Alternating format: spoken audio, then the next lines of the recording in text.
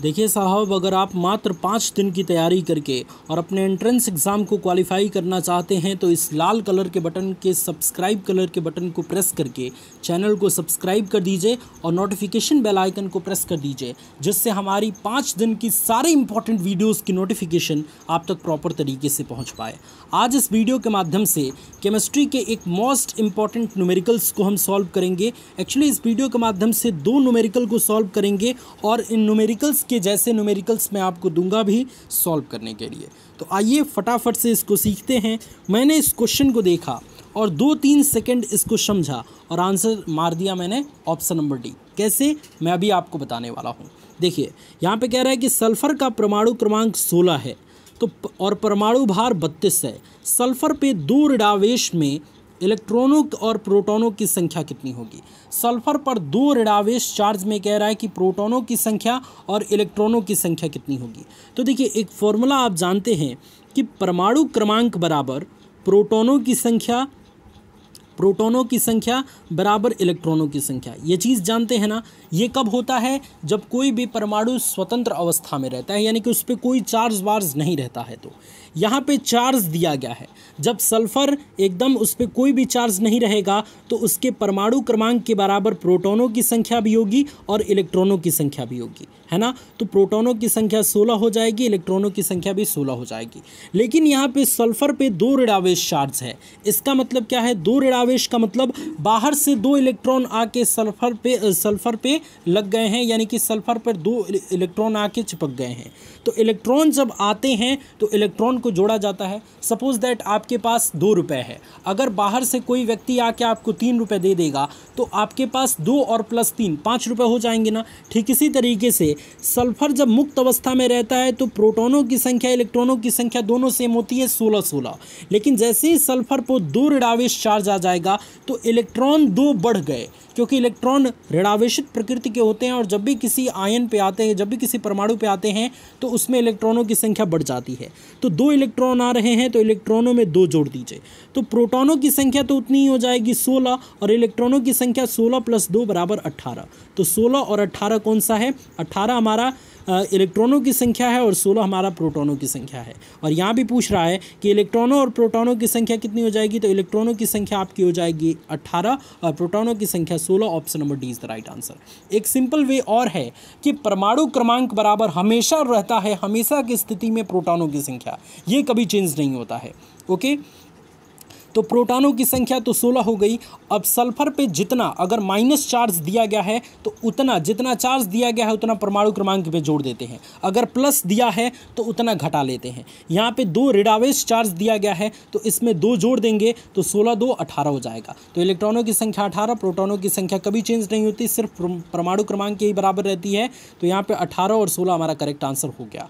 अब मैं यहाँ से आपसे पूछता हूँ, एक क्वेश्चन आपको देता हूँ कि अगर क्लोरीन जिसका संकेत Cl होता है, इसका परमाणु क्रमांक अगर 17 है तो क्लोरीन पे एक ऋणावेश में इलेक्ट्रॉनों और प्रोटॉनों की संख्या कितनी होगी। ये अगर आपने समझ रखा है, अभी इस क्वेश्चन के कंसेप्ट को समझ गए आप, तो प्लीज़ बताइएगा ज़रूर, जिससे आपकी तैयारी का पता चल पाएगा। और आप अगर सही बताते हैं तो मैं आपके कमेंट को लाइक करके और उसको हार्ट ज़रूर दूंगा। ओके, नेक्स्ट क्वेश्चन आपकी स्क्रीन पे है, जल्दी से देखिए और अच्छे तरीके से सॉल्व कीजिए। ये भी क्वेश्चन को मैंने आसानी से देखा और एक बार ऑब्जर्व किया कि इसका परमाणु भार 45 है, परमाणु क्रमांक 21 है, इलेक्ट्रॉन, न्यूट्रॉन और प्रोटॉन की संख्या पूछ रहा है। तो यहाँ पे मैंने 1 मिनट के लिए इसको देखा और ऑप्शन नंबर डी को टिक कर दिया। कैसे कर दिया, आइए समझते हैं। यहाँ पे देखिए, सबसे पहले परमाणु भार दिया गया है, एटॉमिक वेट दिया है, फिर परमाणु क्रमांक दिया गया है 21, इलेक्ट्रॉनों की संख्या, न्यूट्रॉनों की संख्या और प्रोटॉनों की संख्या पूछ रहा है। मैंने कहा था कि जब भी परमाणु जो है मुक्त अवस्था में हो, यानी कि उस पर कोई चार्ज ना हो, तो परमाणु क्रमांक बराबर क्या होता है, प्रोटॉनों की संख्या और बराबर इलेक्ट्रॉनों की संख्या। यानी जितना परमाणु क्रमांक रहेगा वही प्रोटॉनों की संख्या हो जाएगी, वही इलेक्ट्रॉनों की संख्या हो जाएगी। तो परमाणु क्रमांक तो 21 है, तो इसका मतलब क्या है, इलेक्ट्रॉनों की संख्या भी 21 हो जाएगी और प्रोटॉनों की संख्या भी 21 हो जाएगी। आप अगर थोड़ा सा चालाक होंगे तो आप यहाँ पे देख सकते हैं, पहले पूछा है इलेक्ट्रॉनों की संख्या, बीच में पूछा है न्यूट्रॉनों की संख्या और लास्ट में पूछा है प्रोटॉनों की संख्या।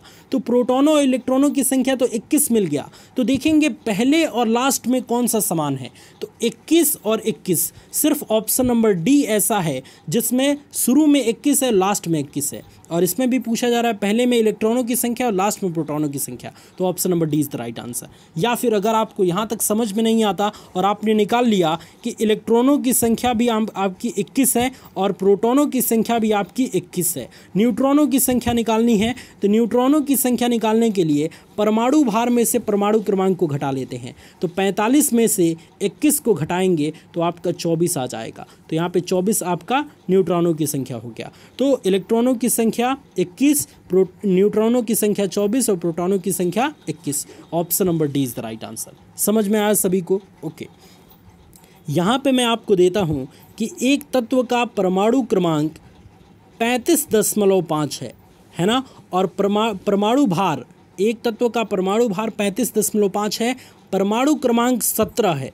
ठीक है, इस तत्व में इलेक्ट्रॉनों की संख्या, न्यूट्रॉनों की संख्या और प्रोटॉनों की संख्या बताइए। आप ज़रूर कमेंट करके बताइएगा कि कितना आपका आ रहा है।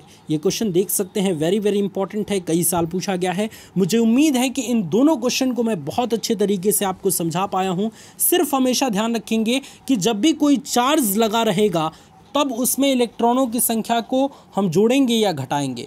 चार्ज नहीं लगा रहेगा तो परमाणु क्रमांक बराबर इलेक्ट्रॉनों की संख्या बराबर प्रोटॉनों की संख्या होता है ना। और एक और चीज़ कि परमाणु भार अगर दिया गया है और परमाणु क्रमांक दिया गया है तो न्यूट्रॉनों की संख्या निकालने के लिए आप हमेशा ध्यान रखेंगे कि नस बराबर होता है पभ माइनस पस। अब इसका मतलब क्या है, यानी न्यूट्रॉनों की संख्या बराबर होता है परमाणु भार माइनस परमाणु क्रमांक या परमाणु संख्या। तो ये चीज़ आप ध्यान रखेंगे। मुझे उम्मीद है कि मैं अपने इन दोनों न्यूमेरिकल्स को काफ़ी अच्छे से समझा पाया हूँ। God bless you all, take care. और अगर आप मात्र 5 दिन में पॉलिटेक्निक प्रवेश परीक्षा की ज़बरदस्त तैयारी करना चाहते हैं तो इस रेड कलर के बटन को सब्सक्राइब करके चैनल के साथ ज़रूर जुड़ जाइएगा, जिससे 5 दिन में भयंकर कंटेंट आपको देखने को मिले और आप अपने एग्ज़ाम्स की अच्छी तैयारी कर पाएँ। जाते जाते वीडियो को शेयर कीजिएगा। धन्यवाद दोस्तों। जय हिंद, जय भारत।